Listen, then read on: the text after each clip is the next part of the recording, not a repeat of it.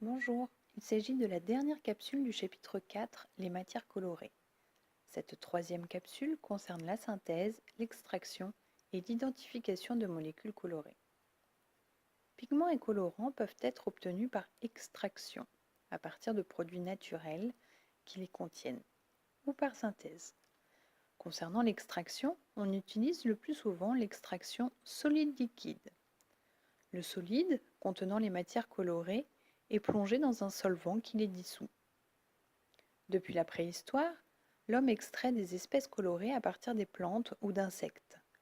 Les espèces sont d'abord pilées et hachées finement, puis on réalise l'opération de macération, on fait tremper à froid le solide dans le solvant, d'infusion, on fait tremper le solide dans le solvant en ébullition, ou de décoction, on fait bouillir le solide dans de l'eau, suivi d'une filtration pour séparer les matières solides de la solution.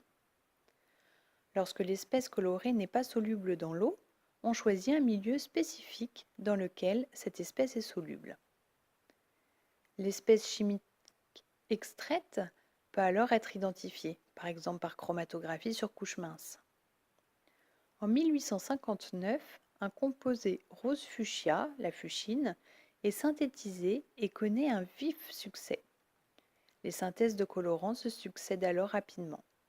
Dès lors, les chimistes s'intéressent à la structure des molécules, donnant naissance à une nouvelle discipline, la chimie organique.